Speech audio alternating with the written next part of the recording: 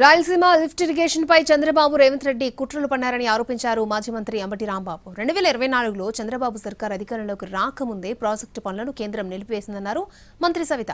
CM Chandrababu రాయలసీమకు మరణ శాసనం రాశారంటూ ఫైర్ అయ్యారు వైసీపీ నేత శ్రీకాంత్ రెడ్డి. అలాగే బీఆర్ఎస్ కి కౌంటర్ ఇవ్వడానికి ఆంధ్ర నీళ్లు వాడుకోవద్దంటూ రేవంత్ రెడ్డి అనడం సరికాదన్నారు సోమిరెడ్డి చంద్రమోహన్ రెడ్డి.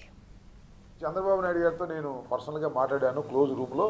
అందువల్ల ఆ ఎత్తిపోతల పథకాన్ని క్లోజ్ చేసుకున్నారు అనేటువంటి మాట శాసనసభ సాక్షిగా రేవంత్ రెడ్డి గారు మాట్లాడారు.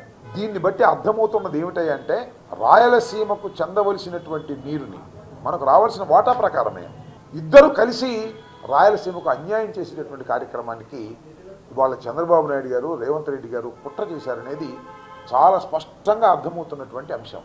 మరి జగన్మోహన్ రెడ్డి గారు ఈరోజు చంద్రబాబు నాయుడు గారు ఒప్పందం చేసుకుని ఆపిచ్చారు అని జగన్మోహన్ రెడ్డి గారు తెలుగు రాష్ట్రాల్లో అభివృద్ధి జరిగిందంటే విజనల్ లీడర్ మాన్యశ్రీ ముఖ్యమంత్రి చంద్రబాబు నాయుడు గారు. రాజకీయాల కోసం మీరు ప్రజలు డైవర్షన్ చేయాల్సిన పని లేదు, ప్రజలు క్లారిటీగా ఉన్నారన్న విషయం కూడా మీకు తెలియజేస్తుంది. స్వయానా రేవంత్ రెడ్డి గారు నేను అసెంబ్లీలో చెప్పారు, చంద్రబాబు నాయుడు గారితో నేను మాట్లాడి రాయలసీమకు సంబంధించినటువంటి లిఫ్ట్ ఇరిగేషన్ నేను నిలుపుదల చేయించాను.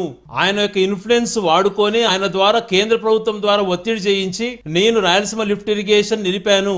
ఆ రాయలసీమ లిఫ్ట్ ఇరిగేషన్ నేను ముఖ్యమంత్రి అయిన తర్వాత చంద్రబాబు నాయుడు గారు ముఖ్యమంత్రి అయిన తర్వాత ఆ ప్రాజెక్ట్ నిలుపుదల అయిందో లేదో మీరు చూసుకోండి అన్నటువంటి మాట మాట్లాడాడు అని అంటే on record of the assembly.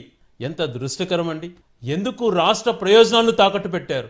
స్వయాన చంద్రబాబు నాయుడు గారు తన చేతితో రాయలసీమకు మరణ శాసనం రాశాడు.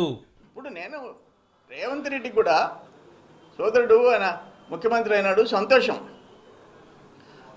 ఆడ బీఆర్ఎస్ ముఖ్యమంత్రి అయినా కాంగ్రెస్ ముఖ్యమంత్రి అయినా తెలుగుదేశం బ్లడ్డే, వాళ్ళంతా మా ముఖ్యమంత్రులు మా పార్టీలోంచి పోయిన వాళ్ళే, కాదంటంలా మంచిది. అయ్యా ఆ బీఆర్ఎస్ నాయకుల వాటికి నువ్వు కౌంటర్ చేసేదానికోసం ఆంధ్ర నీళ్లు వాడుకోకూడదని మీరు కూడా వాడబాకండి. అది ఎవరు ఈవెన్ తెలంగాణ వాళ్ళు కూడా సహించరు.